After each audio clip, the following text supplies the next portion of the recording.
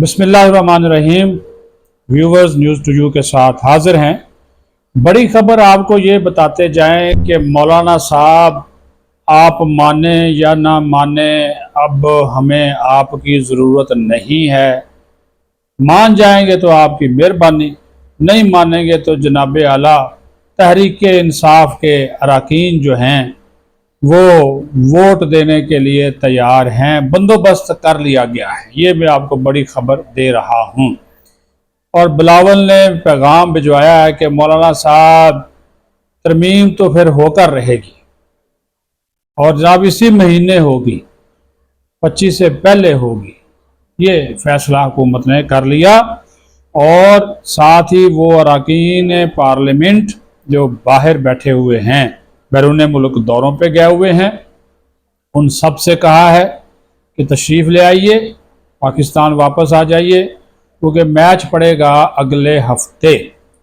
और हुकूमत की कोशिश ये है कि जनाबे वाला 15 और 16 को है यहाँ पे शंघाई तावन तंजीम का सरबराही इजलास, जिसमें तकरीबन कोई 24 ममालिक के हुकूमती और सरबराहान और सरबराहान ममलकत वज़राए ख़ारजा तशरीफ़ ला रहे हैं। एक बड़ा इवेंट है और उसके लिए जनाब ये जो इस्लामाबाद है उसको रेंजर के हवाले कर दिया गया है। ठीक है जी, आज से ही। और ये भी आपको बता दें कि ये जो अब मामला है, ये जो ऊँट है तहरीक इंसाफ के डी चौक पहुँचने वाला, no, never, nothing, absolutely not, D Chowk नहीं पहुँचने दिया जाएगा किसी सूरत। 2 दिन लग जाएं आपको, 4 दिन लग जाएं आपको, नहीं पहुँच सकेंगे। ये भी कैटागोरिकली डिसाइड कर लिया गया है। तो जनाबे वाला ये चीज़ें चल रही हैं। आपको बताना मकसूद यही था कि मामलात जो हैं वो अब तेज़ी के साथ हुकूमत उसको सेटल करने की तरफ जा रही है, लेकिन आगाज़ इसी से करेंगे। ठीक है जी, मौलाना साहब आपके 13 वोट हैं, ठीक है जी, 8 आपके कौमी असम्बली में हैं, 5 आपके सेनेट में हैं। इसी वजह से हर कोई मौलाना के पास जा रहा है। अपोजिशन वाले जा रहे हैं कि जी आप 13 वोट ना दें, हुकूमत वाले जा रहे हैं जी आपके 13 वोट हमें चाहिए। चाहिए जी, बिल्कुल चाहिए, इसके बगैर चारा कार नहीं है। 214 वोट इस वक्त कौमी असम्बली में हुक्मरान इत्तेहाद के पास है, 10 और चाहिए। 224 का मैजिक फिगर है 2 तिहाई अक्सरियत के लिए।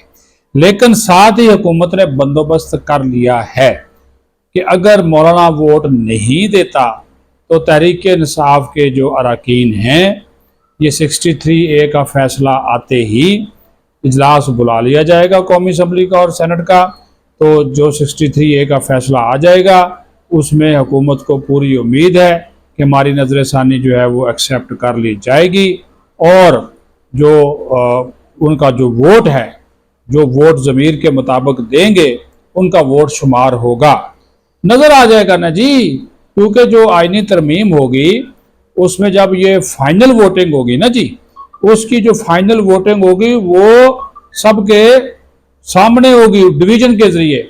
यानी कि बाएं जो स्पीकर के हाथ की दाएं लाबी है वो जनाब हुकूमती अरकान के लिए होगी और बाएं जो लाबी है वो अपोजिशन के लिए होगी। और अपोजिशन जब होगी ना, अपोजिशन ने तो वोट नहीं डालना, 224 बंदे पूरे करना हुकूमत का काम है। हाँ जी, ये मैं आपको बता दूं, अपोजिशन का तो काम ही नहीं है, क्योंकि तरमीम किसने मंजूर, अपोजिशन मुखालफत कर ले, लेकिन जब वोटिंग होगी तो 224 का फिगर क्रॉस करना, उसको पूरा करना हुकूमत का काम है। तो फिर जो पीटीआई का बंदोबस्त किया गया है, पीटीआई के लोग, ये भी आपको बता दो, पीटीआई के जो लोग वो अपनी मर्जी से वोट देंगे, 10 से ज्यादा देंगे। मेरी इंफॉर्मेशन के मुताबिक 12 से 14 बंदे तैयार हो गए हैं इस तरमीम। अगर मौलाना नहीं, अच्छा, हुकूमत उनको इस्तेमाल उस सूरत में करेगी अगर मौलाना नहीं मानता, ये भी आपको बता दूं। लेकिन मौलाना मान गया तो फिर उनको साइड पे रखा जाएगा। लेकिन इसके बावजूद 8 बंदे इस वक्त भी मुकम्मल तौर पर आज़ाद है, ना वो ये हैं अपना सुन्नी इत्तेहाद के और ना है वो पीटीआई के। उसमें बैरिस्टर गौहर उमर वो भी शामिल है। इन दोनों को आप निकाल दें, 6 फिर भी हुकूमत के साथ तावन को तैयार है। ये भी आपको बता दूं, वो जब 14 सितंबर को ये वोटिंग होने जा रही थी उस वक्त भी वो पंजाब हाउस में मौजूद थे। और अब तो ज्यादा तादाद होगी, अब कहा जा रहा है 12 से 14 लोग मौजूद हैं। इसी तरह सेनेट से भी सेनेट में भी 5 वोट कम है, तो सेनेट में भी पीटीआई के आज़ाद ख्याल वोट जो हैं वो मिल जाएंगे हुकूमत को, वो देंगे वोट। फिर चलता रहे जी, केस चलता रहे नाअहली का। वो हाँ, वो नाअहली होगी, उसका प्रोसेस बड़ा लंबा है, 4-5 महीने 6 महीने गुजर सकते हैं। वो जनाब पहले स्पीकर के पास पार्टी का चेयरमैन रेफरेंस भेजेगा, स्पीकर फिर जनाब बंदे को बुलाएगा, 1 महीने के अंदर बंदे को बुलाएगा। वो बंदा आ गया नहीं आया, वो उससे पूछेगा, हाँ भाई आपने फ्लोर क्रॉस क्यों किया, आपने ये क्यों काम किया, उससे पूछेगा। और जब मुतमिन हुआ तो फिर इलेक्शन कमीशन को भेजेगा। अच्छा अगर ये भी एक बड़ा, मैं आपको बात बताऊं, ये स्पीकर जब तक इलेक्शन कमीशन को नहीं भेजेगा ना, आप यकीन माने वो बंदा नायल हो ही नहीं सकता। स्पीकर कहता जी नहीं है, इसने नहीं किया जी, मेरी वो कभी वो उमन के रियो में डालेगा, कभी वजारत कानून से राय लेगा, कभी अपने शोबा कानून साजी से राय लेगा, तो वो इधर उधर समरी घूमती फिरेगी, 6 महीने तो ऐसे गुजर जाएंगे। ठीक है, तो ये।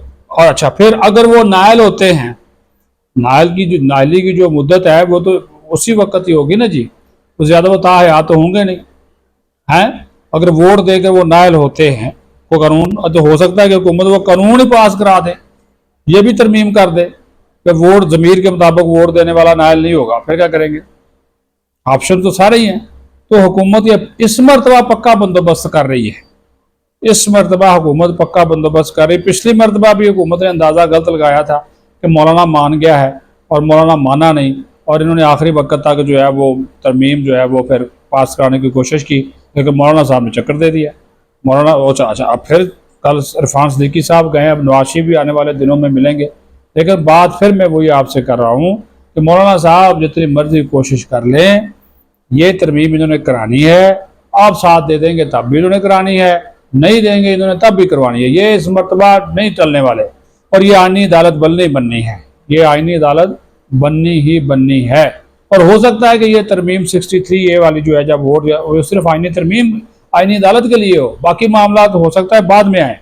ये भी आपको बता दूं, सिर्फ आईनी अदालत के क्याम की हद तक जो है वो आईनी तरमीम पास करवा ली जाए, या जजेस की अपॉइंटमेंट के हवाले से उसका तरीकाकार जो है वो तब्दील किया जाए, और वो पार्लियामेंट्री कमेटी और जुडिशल कमीशन उसको एक ही कर लिया जाए, वो उसके ऊपर गौर फौज का सिलसिला जो है वो जारी है।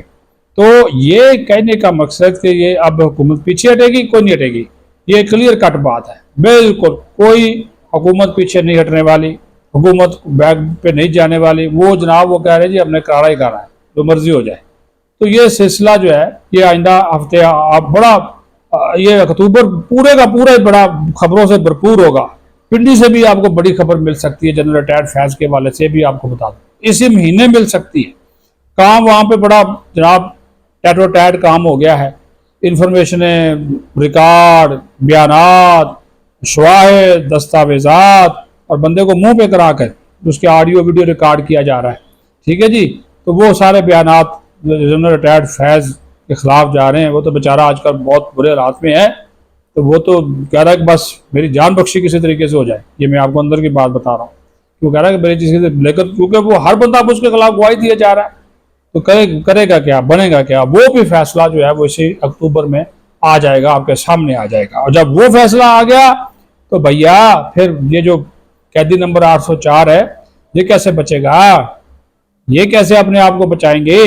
ये एक बड़ा मामला बन गया, ये एक बड़ी अजीबोगरीब सिचुएशन जो है वो क्रिएट हो गई। और ये जो मैंने आपको एक बात बताई है ना, ये पीटीआई वाली, पीटीआई के लोगों ने अंदरूनी खाना खुद हुकूमत से कहा है कि हम आपको वोट देने के लिए तैयार हैं, ये भी आपको बता दूं। और इस सिलसिले में पता है, बड़ा एक धीमे मजाज का, ठंडे मजाज का एक शख्स जो है ना, इसमें अपना किरदार अदा कर रहा है, और उसका नाम है अयाज सादिक, जो कि स्पीकर कौमी असम्बली हैं। उनके राब्ते हैं इनफरादी तौर पे, ज़ाती तौर पे, हाँ जी। वो कभी कभी जो है ना, स्पीकर चैम्बर का एक ऊपर भी चैम्बर है 3रे फ्लोर पे ना, वो वहाँ पे चले जाते हैं। वो खुफिया चैम्बर है, उसको जरदारी साहब जब सदर ममलकत आते हैं ना खिताब शताब के लिए, तब इस्तेमाल करते हैं, हाँ जी। तो वो तब इस्तेमाल करते हैं, तो वो वहाँ पे बैठते हैं, राब्ते शाब्ते करते हैं, और स्पीकर की जो अपनी ज़ात है उससे किसी को कोई इख्तलाफ नहीं है। और पीटीआई वाले उनके वैसे ही शुक्रगुजार हैं, जो उनके 10 लोग पकड़े गए, उनको प्रोटेक्शन आर्डर जारी कर दिए, उनको पार्लियामेंट लॉजेस में रखा, उनको जेल नहीं जाने दिया, सब जेल करार दिया। तो उनमें से कुछ लोग जो हैं वो अजराहे, तो ना एहसान का बदला एहसान, तो वो वोट दे सकते हैं, वो आपके सामने आ जाएंगे। वोट होगा, ये है कि ये इस मरतबा, क्योंकि ये बहुत बड़ी हुकूमत एक शिकस्त खा चुकी, अब हुकूमत शिकस्त खाने को तैयार नहीं है। मैं सारी चीज़ें आपके सामने खोल कर इसी वजह से रख रहा हूँ कि जनाब ये होना है, ये इन्होंने तैयार कर लिया। बाकी डी चौक पहुंचना, तहरीक एहतजाज, ये गंडापुर साहब, नवाज शरीफ ने भी कल मैसेज दे दिया कि ऐसे लोगों से सख्ती से निपटो। तो कल आपको ये बता दें कि कल पूरा इस्लामाबाद बंद होगा, पूरा इस्लामाबाद, किसी को नहीं आने दिया जाएगा, क्योंकि यहाँ पे हमारे मुअज़्ज़ज़ मेहमान मौजूद हैं। प्रेसिडेंट है मलेशिया के, दातो श्री अनवर इब्राहिम मौजूद हैं, उनकी मसरूफियात हैं, और कल आपने एहतजाज की कॉल दे रखी है। तो किसी को इस्लामाबाद में घुसने नहीं दिया जाएगा, जो मर्जी हो जाए, ये डिसाइड है, चाहे वो गंडापुर हो या कोई भी हो, यहाँ पे कोई नहीं है। वो कंटेनर शंटेनर लगा के कल इस्लामाबाद मुकम्मल सील है। और डी चौक तो पहुँचने की बात जो है ना, वो आप बिल्कुल जो है वो भूल जाएँ, तैयारियाँ मुकम्मल हैं। जिस तरह मैंने कहा कि रेंजर्स लगा दी गई है, आगे कॉन्फ्रेंस हो रही है, उसके ऊपर भी लोग वफूद की आमद का सिलसिला जो है वो अगले हफ्ते शुरू हो जाएगा। वज़राए ख़ारजा, सेक्रेटरी ख़ारजा की मीटिंग शुरू हो जाएंगी, फिर सरबरान ममलकत ने आना है। तो ये जो हर मौके के ऊपर, हर बड़े मौके के ऊपर PTI जो है वो मुल्क के हालात ख़राब करने की कोशिश करती है। 2014 में चीनी सदर आ रहे थे, धरना दे दिया। ये क्या एजेंडा है? ये आलमी एजेंडा है ना, जो कि पाकिस्तान में कोई बड़ा इवेंट कामयाब ना होने दिया जाए। और अब इमरान खान साहब ने कहा ये डी चौक पहुँचना है, ये करना है, वो करना है, ये सारे मामला। तो ये इस मरतबा उन्होंने कहा कि ना भाई, इस मरतबा नहीं, ये आपको जो है नहीं करने दिया जाएगा, आप हालात नहीं ख़राब करने दिए जाएंगे। तो रबड़ की गोलियां, आंसू गैस की शैलिंग, पुलिस को काफ़ी उन्होंने कह दिया कि भाई जी कोई हाथ हौला नहीं रखना। इसका ट्रेलर उन्होंने कल मियांवाली में, फैसलाबाद में और दीगर मकामात पे जो है वो दिखा दिया है। तो जाते जाते फिर शुरू वाली बात फिर कर देता हूँ कि मौलाना साहब, आप माने ना माने, साथ दें ना दें, तरमीम तो जो है वो होकर रहेगी। अपना ख्याल रखें। पाकिस्तान जिंदाबाद।